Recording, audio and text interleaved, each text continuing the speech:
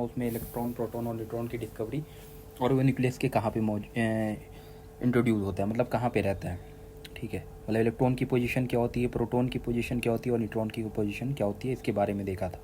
अब ये जो हम लोग बात करने जा रहे हैं वो ऑर्बिटल के बारे में बात करने जा रहे हैं कि ऑर्बिटल क्या होता है। देखो ऑर्बिटल क्या होता है कि 3D space around the nucleus.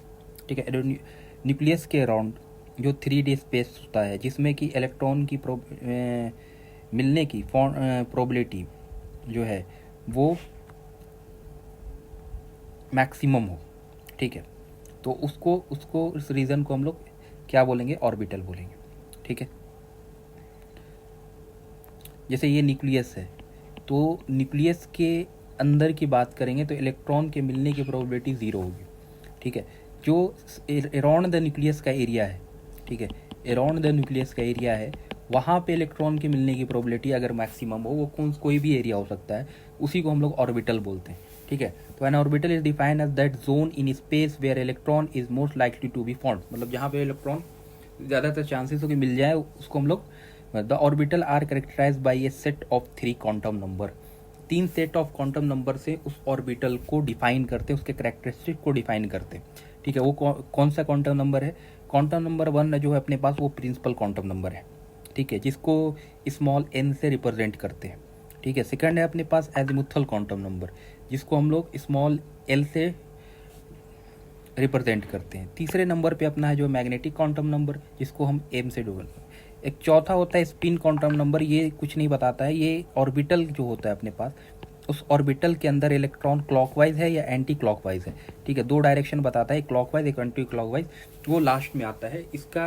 लेकिन जो डिफाइन करने के लिए चाहिए अपने पास क्वांटम नंबर वो 3 ही चाहिए, n, l और m। n चाहिए, l चाहिए और m चाहिए। देखते हैं प्रिंसिपल क्वांटम नंबर। ठीक है, सबसे पहले बात करते हैं प्रिंसिपल क्वांटम नंबर की। ठीक है, प्रिंसिपल क्वांटम नंबर की अगर हम लोग बात करें तो इसकी जो हम लोग जो 9th में पढ़े थे कि अपना जो सेंटर पे न्यूक्लियस होता है उसके आसपास इनफाइनाइट नंबर ऑफ सेल होते हैं। ठीक है, इनफाइनाइट नंबर ऑफ सेल होते हैं, तो उस इनफाइनाइट नंबर ऑफ सेल के अलग अलग, मतलब उसमें के से स्टार्ट होता है, L M N up to infinity तक जाता है। ठीक है, तो इनफाइनाइट नंबर ऑफ सेल देखते हैं कि अपने पास ये न्यूक्लियस है। ठीक है, ये न्यूक्लियस है, इसके इसमें 1 सेल, 2 सेल। ठीक है, उसी तरह अपने पास तीसरा शेल होगा, चौथा सेल होगा। ठीक है, इस तरह करके सेल होगा, हर शेल में अपना इलेक्ट्रॉन रहता है। ठीक है, तो हम लोग पढ़े थे कि के शेल होता है अपने पास n=1, 1 के लिए। ठीक है, और एन के शेल होता है, उसके बाद एल शेल होता है n=2 के लिए, और एम शेल होता है n=3 के लिए, और के L M O N n=4 के लिए, अप टू ऐसे करके इन्फिनिटी तक जाता है। ठीक है, अप टू z तक, z1 z2 z2 up to n infinity. z infinity यहाँ पे बात करेंगे तो, ठीक है, यहाँ पे अगर लास्ट शेल की बात करें तो अब ऐसे करते करते ये कहाँ तक जाएगा अपना, ऐसे ऐसे करते करते इन्फिनाइट तक जाएगा। ठीक है, तो यहाँ पे z अप टू z के से स्टार्ट करेंगे और z तक जाएंगे, z1 z2 up to z infinity तक, और यहाँ पे n की वैल्यू इन्फिनिटी तक हो जाएगी। ठीक है, ठीक है, तो यही होता है अपना n जो होता है यहाँ पे प्रिंसिपल क्वांटम नंबर होता है, n अपना प्रिंसिपल क्वांटम नंबर होता है। तो n की वैल्यू 1 से स्टार्ट होती है और कहाँ तक जाती है, इन्फिनिटी। तो पहला पॉइंट है कि जो प्रिंसिपल क्वांटम नंबर की जो परमिसिबल वैल्यू है वो कहाँ से कहाँ तक लाई करती है, वो लाई करती है। ठीक है, परमिसिबल वैल्यू जो होगी वो लाई करेगी कहाँ से, 1 से स्टार्ट हो जाएगी, n=1 से स्टार्ट होगी अप टू इन्फिनिटी तक। यानी n की वैल्यू कहाँ से कहाँ लाई करेगी, 1 टू, n की वैल्यू जो लाई करेगी 1 टू इन्फिनिटी तक। ठीक है, और n=1 में जो अपना शेल होगा वो k होगा, और अब तक z इन्फिनिटी तक जाएगा। ठीक है, k से स्टार्ट करते हैं क्योंकि ये बेस्ड है किपलर्स लॉ ऑफ प्लानेटरी मोशन के ऊपर। ठीक है, अब एक चीज़ तो समझ में आ गई कि n की वैल्यू, जैसे प्रिंसिपल क्वांटम नंबर 1 की वैल्यू है, उसकी परसेंटेज लिमिट क्या होती है, 1 टू इन्फिनिटी तक। ठीक है, ये तो पहला पॉइंट हो गया। अब एक चीज़ है कि जैसे जैसे हम न्यूक्लियस से जैसे जैसे न्यूक्लियस से हम दूर जाएंगे, ठीक है, उसकी एनर्जी क्या होगी, बढ़ती चली जाएगी, इलेक्ट्रॉन। अब उस हर इसमें क्या होगा, इलेक्ट्रॉन होगा, ठीक है। पहले वाले में इलेक्ट्रॉन होगा, दूसरे वाले में भी इलेक्ट्रॉन होगा, ठीक है, तीसरे वाले में भी इलेक्ट्रॉन होगा, जो भी है अपने पास इलेक्ट्रॉन। तो हम लोग फोर्स ऑफ अट्रैक्शन सबसे ज़्यादा जितना पास होगा न्यूक्लियस के, तो सबसे न्यूक्लियस के पास वाला शेल होगा वो के होगा। और जैसे जैसे हम उसके बाद एल आएगा, एम आएगा, तो जैसे जैसे हम लोग एन की वैल्यू इंक्रीज करेगी, वैसे वैसे न्यूक्लियस से दूरी उस शेल की बढ़ेगी, ठीक है। तो अपने पास जो न्यूक्लियस है उसके चारों तरफ जो शेल है अपने पास, के है, एल है, एम है, ठीक है। तो ये अपने पास के शेल है, इसकी वैल्यू n इजिकल टू 1 के लिए। ये अपने पास एल शेल है, यहाँ पे n इजिकल टू 2 है, और ये यहाँ पे अपने पास n इजिकल टू 3 है, और यहाँ पे के एल एम शेल है, ठीक है। उसी तरह एक और शेल है, इसके बाहर आएगा, ठीक है, जो n इजिकल टू 3, और जो शेल होगा वो के एल एम एन होगा, ठीक है। तो जैसे जैसे हम न्यूक्लियस से दूर जाएंगे वैसे वैसे एनर्जी इंक्रीज करेगी, शेल की एनर्जी।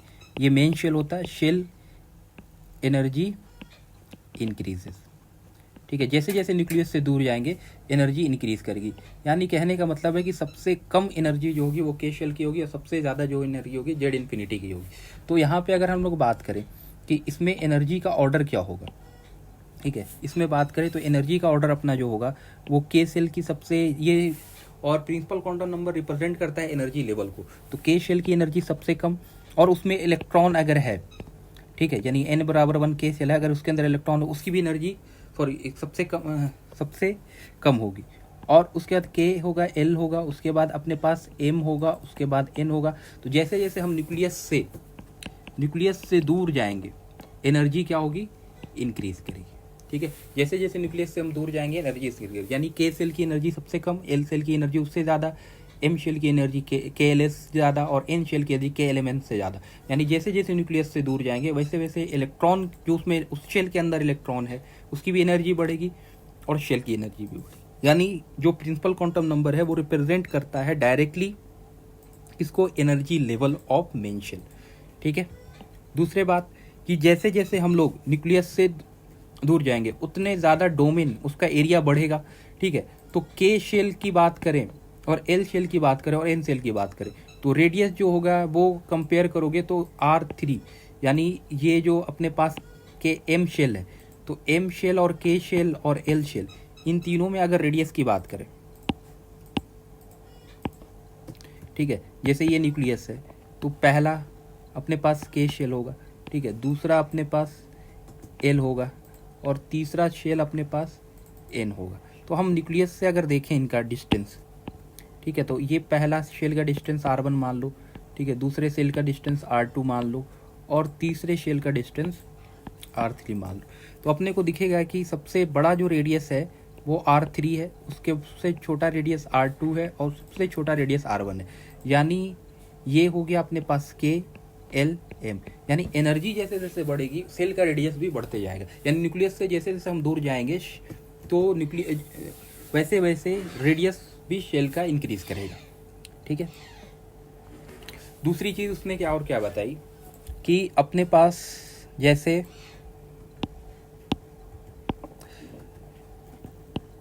वैल्यू ऑफ एन, ठीक है, वैल्यू ऑफ एन, ठीक है, और इसने वैल्यू ऑफ एन लिखेंगे और यहाँ पे निकालेंगे टोटल नंबर ऑफ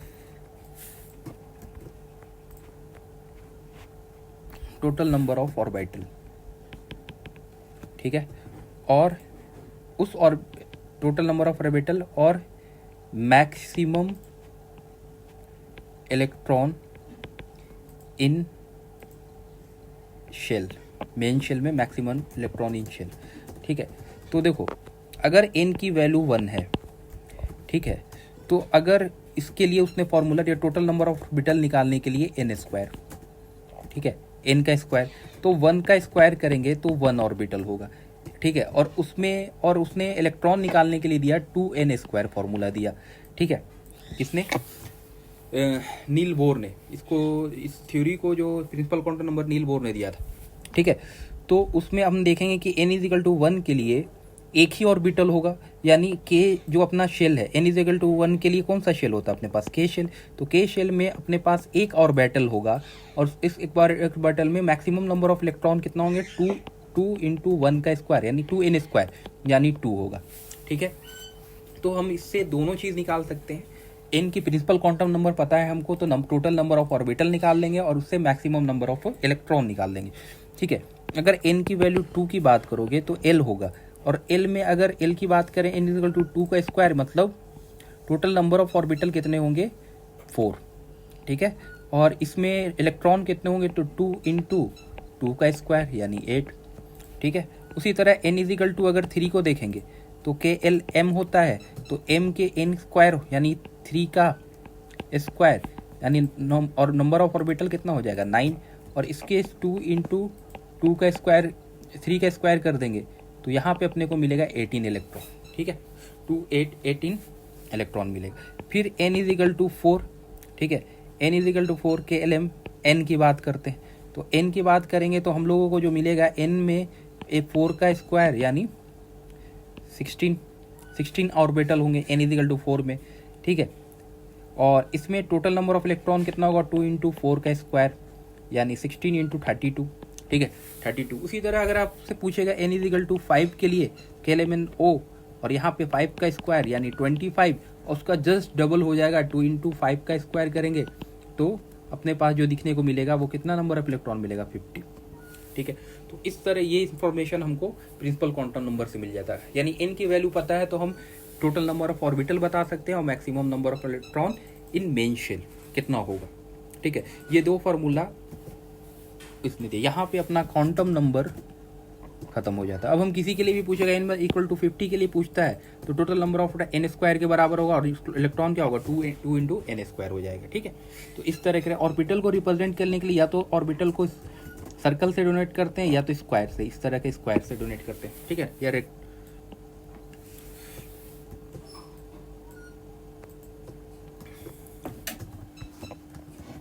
ठीक है। उसके बाद हम लोगों ने और क्या देखा था आज, और जैसे आज के लेक्चर में हम लोगों ने क्या देखा था कि एजीमुथल क्वांटम नंबर, तो हमने पहला सेंटेंस बोलता है कि इट इज़ रिप्रेजेंट, मतलब इसमें स्मॉल l होता है, ठीक है, इसको रिप्रेजेंट करते हैं स्मॉल l से, ठीक है। और एजीमुथल क्वांटम नंबर क्या होता है, ठीक है, ये सबसे पहले तो इसको रिप्रेजेंट करते हैं स्मॉल l से, ठीक है। और इसकी जो वैल्यू है डिपेंड करती है किसके ऊपर, ठीक है, इसकी वैल्यू डिपेंड करती है n के ऊपर, यानी प्रिंसिपल क्वांटम नंबर के ऊपर इसकी वैल्यू डिपेंड करती है n के ऊपर। एंड इसकी पॉसिबल वैल्यू जो है वो क्या होगी अपने पास, 0 to n-1, इसकी जो पॉसिबल रेंज है, range of azimuthal quantum number, ठीक है। अगर हम लोग रेंज की बात करें, range of azimuthal quantum number कहाँ से कहाँ लाई करेगा, एजीमुथल क्वांटम नंबर, ठीक है, तो वो कहाँ से कहाँ होगा, 0 to n-1, यानी जो भी प्रिंसिपल क्वांटम नंबर है उससे कम ही होगा एजीमुथल क्वांटम नंबर, उससे ज़्यादा नहीं हो सकता, ठीक है, उससे ज़्यादा उसकी l की वैल्यू उससे ज़्यादा नहीं हो सकती, ठीक है, उससे एक कम ही होगा, ठीक है। तो सबसे पहले हम लोग देखते हैं कि अपने पास अगर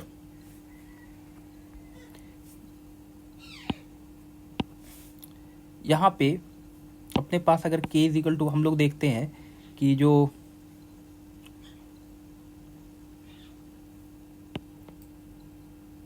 हाँ देखो k के लिए n की वैल्यू 1 होती है, अभी हम लोगों ने पढ़ा प्रिंसिपल क्वांटम नंबर n की वैल्यू 1, ठीक है। तो n के लिए वैल्यू की 1 के लिए अपने पास l की वैल्यू क्या पॉसिबल वैल्यू होगी, 0 to n-1, तो इस n की वैल्यू को यहाँ पे पुट करते हैं तो 1 - 1 अपने को क्या मिलेगा, 0, तो l की वैल्यू क्या मिलेगी, 0, ठीक है। तो l की वैल्यू 0 हो गई।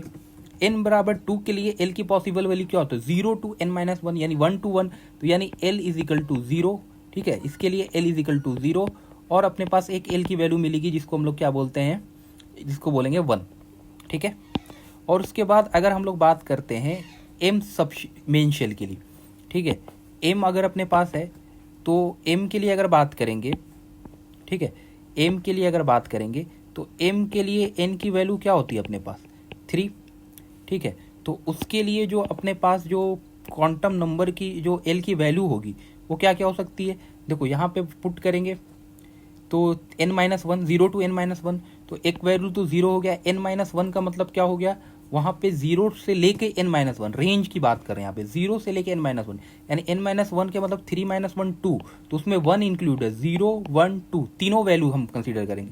तो यहाँ पे l की वैल्यू एक 1 होगी, एक l की वैल्यू यहाँ पे अपने पास 2 होगी। उसी तरह अगर हम लोग बात करें फोर्थ की, प्रिंसिपल क्वांटम नंबर 4 अगर है अपने पास, यानी कि lm की बात कर रहे हैं और n इजिकल टू अपने पास 4 है, तो वहाँ पे अगर हम लोग बात करें तो वहाँ पे अपने को देखने को मिलेगा क्या कि l की वैल्यू 0, l की वैल्यू 1, यानी यहाँ पे 0 1 2 3, एक कम ले लो, जितना n की वैल्यू है उससे एक कम रेंज ले लो,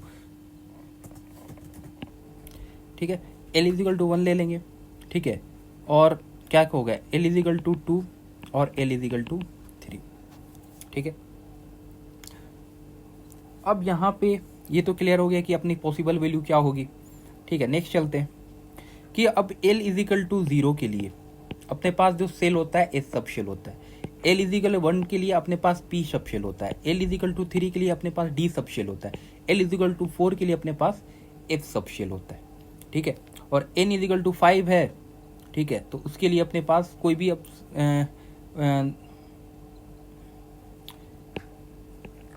ठीक है, n इजिकल टू 5 है तो नंबर ऑफ सेल, तो उसमें एक g ऐड हो जाएगा, l इजिकल टू 4 हो जाएगा, ठीक है। रेंज क्या होगा, अब जैसे बहुत सारा डिफरेंट टाइप का क्वेश्चन यहाँ पे पूछा जा सकता है तुमसे, ठीक है। जिसमें सबसे पहला क्वेश्चन अगर मान लो हमसे पूछ दे कि अब देखो f हो गया ना, तो आगे अगर हमसे पूछता है कि बताओ अगर और क्वांटम नंबर आएगा तो उसमें direct f g h i j k चलते रहेगा, ठीक है। जैसे अगर यहाँ पे एग्जांपल लें कि अगर हमसे क्वेश्चन पूछा है कि n इजिकल टू 5 के लिए बताओ पॉसिबल क्वांटम नंबर क्या होगा, तो हम बोलेंगे कि n इजिकल टू 5 के लिए आप बोल रहे हो, तो हमको पता है कि जो l की वैल्यू डिपेंड करती है इसके ऊपर, तो 0 to n-1 होती है l की वैल्यू, ठीक है। तो यहाँ पे हम 5 पुट करेंगे तो 5 - 1, तो यानी अपने पास जो आएगा वह 4, यानी अपने पास जो वैल्यू होगी 0 से लेके 4 तक, ठीक है, 0 से लेके 4 तक। अब 0 से लेके 4 तक के लिए हमको पता है, ठीक है, l की वैल्यू 0, l की वैल्यू 1, ये पॉसिबल वैल्यू, l की वैल्यू 2, ठीक है, और l की वैल्यू 3, l की वैल्यू 4, ठीक है। तो 1 2 3 4 5 n के बराबर हमेशा वो वैल्यू होगी, जो भी l की वैल्यू है वो जो होगा वो किसके बराबर होगी, हमेशा n के बराबर होगी। तो यहाँ पे देखो l इजिकल टू 0 1 2 3 4, ठीक है, यानी 1 2 3 4 5 वैल्यू पॉसिबल है। जितना n प्रिंसिपल क्वांटम नंबर उतना ही वैल्यू पॉसिबल है, ठीक है। और l की वैल्यू जो होगी, कोई भी वैल्यू n से एक्सीड नहीं करेगी, यानी अगर ऐसा नहीं होगा कि l 5 हो जाए n 5 हो जाए, दोनों सेम नहीं हो सकता है, ठीक है। तो ये अगर ये उसमें बात करें कि हमको तो पता है कि यहाँ पे कि l हमको SPDF पता है कि l की वैल्यू अगर 0 है तो S सब शेल होगा, l की वैल्यू अगर 1 है तो वो P सब शेल होगा, l की वैल्यू अगर 3 है तो वो D सब शेल होगा, l की वैल्यू अगर 4 है तो वो F सब शेल होगा, ठीक है, और F सब शेल होगा, ठीक है। तो वहाँ पे हम लोग अगर बात करें कि n इजिकल टू 5 है, तो यहाँ पे तुमको पता है l की 0, S 1 के लिए P, 2 के लिए D और 3 के लिए F, तो आगे का ABCD जो होता है वही होगा G, ठीक है। अगर इसी तरह हमसे क्वेश्चन पूछ दे कि बताओ n इजिकल टू 5 के लिए क्या होगा, n इजिकल टू 6 के लिए क्या होगा, तो हम बोलेंगे कि n इजिकल टू 6 के लिए जो पॉसिबल वैल्यू है वो 0 to n-1, यानी 0 से लेके n-1, तो 0 to क्या हो जाएगा, n की वैल्यू कितना 6, तो 6 - 1 कर देंगे तो अपने पास क्या आ जाएगा 0 to n-1 यानी 5, यानी यहाँ पे जो वैल्यू होगी वो total number of value l की 6 होगी 0 से लेके 5 तक, ठीक है। तो यहाँ पे हम लोग 0 से लेके 5 तक लिखेंगे, l की वैल्यू क्या हो जाएगी 0, l equal to 1, l equal to 2, l equal to 3, l equal to 4, l equal to 5। कभी भी n से ज़्यादा एक्सीड l की वैल्यू नहीं कर सकती, ठीक है। तो इसके लिए हमको पता है s, इसके लिए हमको पता है l इजिकल टू 1 के लिए p, और इसके लिए हमको पता है l इजिकल टू 2 के लिए अपने पास d होता है, d सब शेल होता है, और L=3 के लिए अपने पास जो होता है वो कौन सा सब शेल होता है, F सब शेल होता है। और L=4 के लिए अपने पास जो सब शेल होता है वो कौन सा सब शेल होता है, S, P, D, F, G। और L=5 के लिए H, ठीक है ना। अब इसके आगे आया जाएगा L= अगर कुछ और वैल्यू आता है तो G, H, I ऐसे कंटिन्यू चलते चले जाएगा, ठीक है। तो हमसे क्वेश्चन पूछा जा सकता है, ठीक है। तो ये है अपने पास। अब हम लोग बात करते हैं कि इनके जो ये ऑर्बिटल है अपने पास S, P, D, F, इसका शेप कैसा होता है, ठीक है। इसके शेप के बारे में बात करेंगे, इसके, ठीक है, इसको रिप्रेजेंट कैसे करते हैं, ठीक है। तो यहाँ पे हम लोग बात करते हैं कि वैल्यू क्या हो, एल की वैल्यू क्या क्या पॉसिबल है, वैल्यू ऑफ एल, ठीक है ना, वैल्यू ऑफ एल, ठीक है। नोटेशन क्या होगा उसका, और सेम नेम क्या होगा उस ऑर्बिटल का, ठीक है ना। इसको हम लोग S orbital, P orbital, D orbital और एफ ऑर्बिटल के नाम से जानते हैं, जो कि एस सबशेल, पी सबशेल और डी सबशेल और एफ सबशेल भी के नाम से भी जानते हैं, ठीक है। जैसे एस सबशेल हो गया, पी सबशेल, डी सबशेल, ठीक है।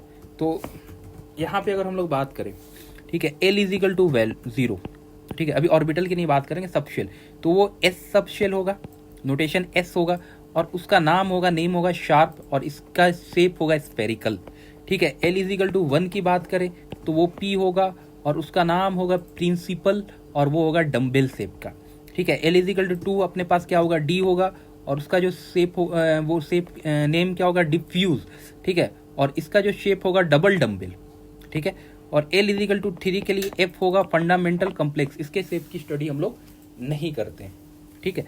अब यहाँ पे देखते हैं एस सबसेल स्फेरिकल, बिल्कुल बॉल की तरह होगा, ठीक है। इसमें न्यूक्लियस सेंटर पे होगा, तो सेंटर पे इलेक्ट्रॉन की प्रोबेबिलिटी 0 और उसके चारों तरफ इलेक्ट्रॉन के मिलने की, यानी इसमें नोड की बात करेंगे तो यहाँ पे कोई भी नोड सिर्फ और न्यूक्लियस में इलेक्ट्रॉन नहीं मिलेगा, बाकी चारों डायरेक्शन में इलेक्ट्रॉन मिलेगा, ठीक है। पी सबशेल की बात करें तो पी सबशेल की बात करेंगे तो पी सबशेल क्या होता है, पी सबशेल होता है अपने पास डम्बेल होता है, तो डम्बेल शेप का है, ठीक है। तो यहाँ पे इलेक्ट्रॉन मिलने की प्रोबेबिलिटी होगी और यहाँ पे इलेक्ट्रॉन मिलने की प्रोबेबिलिटी होती है, जिसको यानी इसके 2 लोब, इसका नंबर ऑफ लोब कितना है, 2 है, ठीक है। यहाँ पे 2 लोब्स है, ये इसका लोब्स कहलाता है। ये बीच में क्या होता है, सेंटर पे न्यूक्लियस होता है, ठीक है। तो न्यूक्लियस जो होगा, ठीक है। अब यहाँ पे न्यूक्लियस की बात करें तो न्यूक्लियस में इलेक्ट्रॉन की प्रोबेबिलिटी 0 होती है, तो इसलिए न्यूक्लियस जहाँ पे होगा उसको हम लोग नोड बोलेंगे। इस वाले जो पॉइंट को हम लोग क्या बोलेंगे, नोड, ठीक है। और इसको क्या बोलेंगे, ये दो डम्बेल, फर्स्ट ये दो डबल डम्बेल जो होता है, डम्बेल शेप, इन दोनों को हम लोग लोब बोलते हैं, ठीक है। उसी तरह डी सबशेल होता है, डी सबशेल में क्या होता है, 4 ऐसे करके 4 डम्बेल की तरह, सॉरी डबल डम्बेल की तरह, 2 डम्बेल को, एक को वर्टिकल एक को हॉरिजॉन्टल रख दो, ठीक है। तो जैसा शेप दिखेगा उसी तरह इसमें टोटल नंबर ऑफ लोब कितना होगा, लोब नंबर 1, ठीक है। ये लोब नंबर 2, ये लोब नंबर 3 और ये लोब नंबर 4, यानी 4 लोब्स होता है इसमें डी सबशेल में, ठीक है। और एफ की बात करेंगे तो एफ की सबशेल की हम लोग नहीं बात करते हैं, ठीक है। होता है क्या है, ये कॉम्प्लेक्स होता है, ठीक है। एफ सबशेल कॉम्प्लेक्स होता है, इसलिए इसको डील नहीं करते। तो ये शेप ऑफ ऑर्बिटल हो गया, ठीक है। ये स्फेरिकल, ठीक है। अब देखो ये न्यूक्लियस के साथ कैसे अरेंज होगा, ठीक है। न्यूक्लियस में देखो अगर बात करें एक एस ऑर्बिटल की तो वो स्फेरिकल शेप में इस तरह अरेंज होगा, ये अपना एस ऑर्बिटल हो गया, ठीक है ना। पी की बात करोगे तो पी कुछ इस तरह से होगा न्यूक्लियस के आसपास, ठीक है, इस तरह होगा। अगर डी की बात करोगे, ठीक है ना, तो देखो हम लोग जैसे जैसे न्यूक्लियस से दूर जाते हैं वो सेल का साइज बढ़ता है, ठीक है। तो डी क्या होगा, इससे भी बड़ा होगा। अगर डी अगर होगा तो वो इस तरह कर कुछ होगा, ये, ठीक है ना, ये इस तरह करके अरेंज होगा, ये और इसका एक पार्ट इधर और इसका पार्ट, यानी ऑर्बिटल का भी साइज बढ़ता है। जैसे से हम न्यूक्लियस से दूर जाते हैं ऑर्बिटल का भी साइज बढ़ता है। सबसे पहले अगर एस आ रहा है तो हम अपने को देखना है L=0 सबसे पहले मिलता है, तो 0 जो मिला तो उसमें सबसे पहले एस सबसेल आएगा, तो एस सबसेल का साइज सबसे छोटा, फिर पी आएगा तो फिर पी न्यूक्लियस से और दूर जाएगा, फिर डी आएगा तो डी न्यूक्लियस से और दूर जाएगा, फिर एफ आएगा तो एफ न्यूक्लियस से और दूर जाएगा। तो इस तरह कर से अगर हम लोग ये इसको रिप्रेजेंट कर रहे हैं, डी को रिप्रेजेंट कर रहा है, और ये वाला पार्ट जो है अपना वो किसको रिप्रेजेंट कर रहा है, ये वाला पार्ट जो है अपना, ये वाला पार्ट ये पी को रिप्रेजेंट कर रहा है, ठीक है। तो इस तरह एक न्यूक्लियस के आसपास ऐसे S P D F arrange होते हैं, ठीक है। ये तो हो गया अरेंजमेंट की बात, ठीक है। अब देखो कि अपने पास अभी हम लोगों ने देखा कि अगर n बराबर 1 है उसमें सिर्फ एक ही सब सेल होता है s, ठीक है। n इजिकल टू 2 है उसके लिए उसमें क्या आ जाएगा, sp आ जाएगा। n इजिकल टू 3 के लिए spd आ जाएगा और n इजिकल टू 4 के लिए अपने पास होगा spdf, ठीक है। यही देखने को मिलेगा spdf, है ना। जितना n की वैल्यू उतना number of possible number of subshell, ठीक है ना। जितना n की वैल्यू उतना ही नंबर ऑफ सबसेल की वैल्यू होगी, या बोल सकते हैं l की पॉसिबल वैल्यू उतना ही है, ठीक है ना। तो यहाँ पे देख लो कि पहले में n की वैल्यू 1 के लिए मतलब ये 0 पॉसिबल है, ठीक है, l की वैल्यू। यहाँ पे 0 और 1 पॉसिबल है l की वैल्यू। यहाँ पे क्या पॉसिबल है, 0 1 और 2 पॉसिबल है। और यहाँ पे बात करोगे तो 0 1 2 3 ये 3 वैल्यू पॉसिबल है, ठीक है ना। तो इस तरह करके तो यहाँ पे हम लोग देखेंगे कि अब देखो जो न्यूक्लियस से जितना करीब, यहाँ पे वही उसकी एनर्जी उतनी कम, और जो जितनी न्यूक्लियस से दूर उतनी उसकी एनर्जी उतनी ज़्यादा। तो यहाँ पे भी हम लोग बात करें कि SPDF में एनर्जी का ऑर्डर क्या होगा, ठीक है, एनर्जी ऑर्डर, ठीक है। तो एनर्जी का ऑर्डर अगर हम लोग देखेंगे तो S की सबसे एनर्जी कम होगी, P की उससे ज़्यादा, D की उससे ज़्यादा, F की सबसे ज़्यादा। यानी हम लोग जैसे जैसे न्यूक्लियस के सबसे करीब यानी S होगा, उसके बाद P, उसके बाद D, उसके बाद F। यहाँ पे भी हमने वही दिखाने की कोशिश की कि देखो न्यूक्लियस के जो सबसे करीब होगा वो स्फेरिकल वाला होगा, उससे बड़ा ऑर्बिटल अपने पास P हो गया, और उससे बड़ा ऑर्बिटल अपने पास D हो गया, और उससे बड़ा जो अब आएगा F आएगा। अगर F का शेप हम लोग अगर कंसीडर कर पाते तो F कॉम्प्लेक्स होता है, यहाँ पे दिखा नहीं सकते, उससे बड़ा साइज F का होगा, ठीक है। SPDF हो गया। और उसके बाद उसने 2 फॉर्मूला दिया, ठीक है। एक तो फॉर्मूला दिया है कि total number of orbital in A subshell, ठीक है। Total number of orbital in A subshell हमको निकालना है, तो हम निकालेंगे 2l+1, ठीक है। अगर s में हमको ऑर्बिटल पूछा टोटल नंबर ऑफ ऑर्बिटल कितना होगा, तो हम s लिखेंगे। s के लिए अपने पास l की जो पॉसिबल वैल्यू है वो क्या होती है, हमको पता है 0 होती है। तो यहाँ पे हम लोग ऑर्बिटल निकालने जाएंगे s के लिए ऑर्बिटल की वैल्यू, ठीक है। टोटल नंबर ऑफ ऑर्बिटल कितना होगा, तो हम बोलेंगे कि आप बोलोगे कि सर यहाँ पे 2 इंटू हम लोग l की वैल्यू 0 पुट करेंगे और यहाँ पे +1 करेंगे, तो अपने को 2 इंटू 0 1 यानी एक ऑर्बिटल होगा, ठीक है। अगर हम पुट करते हैं s, उसके बाद अपने पास अगर हम लोग p ऑर्बिटल, p में कितना ऑर्बिटल होगा वो निकालने के लिए, यानी सबशेल में कितना ऑर्बिटल होगा, तो हम पुट करेंगे l की वैल्यू 1, ठीक है। तो अपने पास जो ऑर्बिटल देखने को मिलेगा वो क्या मिलेगा, 2 इंटू कितना 1 + 1 यानी टोटल वैल्यू आएगी 3। यहाँ पे l की वैल्यू हम लोग पुट करते जा रहे हैं, ठीक है ना। l की 2l+1 फॉर्मूला है, उसमें क्या है l की वैल्यू चेंज करते जा रहे हैं, तो अपने को 3 ऑर्बिटल मिलेगा। तो आप बोलोगे सर इस तरह करके 3 ऑर्बिटल इस टाइप का, अभी मैंने बताया या तो स्क्वायर से दिखाओ या तो सर्कल से दिखाओ, तो इस तरह करके 3 ऑर्बिटल अपने को देखने को मिलेंगे। तो p में 3 ऑर्बिटल होते हैं, ठीक है। उसी तरह हम लोग देख लेते हैं कि अगर हमसे कोई पूछे कि d में कितना होगा, तो d के लिए l की जो पॉसिबल l की जो वैल्यू होती है वो कितना होती है, d के लिए 2। तो अपने पास फॉर्मूला क्या है टोटल नंबर ऑर्बिटल निकालने का, अपने पास फॉर्मूला होता है टोटल नंबर ऑफ ऑर्बिटल किसी भी सब शेल में 2l+1। तो 2l+1 के लिए यहाँ पे हम लोग 2 इंटू l की वैल्यू 2 पुट कर देंगे और +1 यानी यहाँ पे नंबर ऑफ ऑर्बिटल क्या हो जाएगा 5, ठीक है।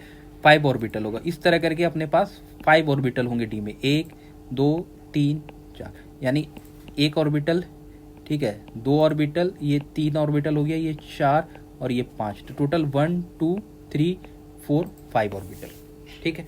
उसी तरह एफ की बात करें तो एल की पॉसिबल वैल्यू अपने एल की वैल्यू क्या है एफ के लिए, अपने पास 3 है।